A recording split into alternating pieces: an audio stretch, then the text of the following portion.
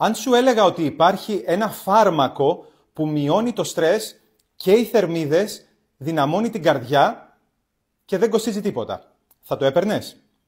Δεν είναι χάπι, είναι το περπάτημα. Μόλις 30 λεπτά γρήγορου περπατήματος τη μέρα μπορούν να μειώσουν τον κίνδυνο για καρδιοπάθεια, διαβήτη και κατάθλιψη.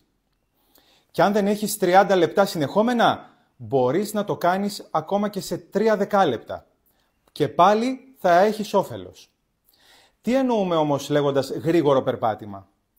Ρυθμός που αυξάνει λίγο τους παλμούς, σε κάνει να αναπνέεις πιο γρήγορα.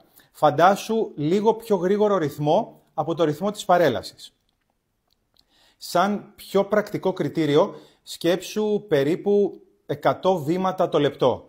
Δηλαδή, λίγο πιο γρήγορα από το πάω μια απλή βόλτα.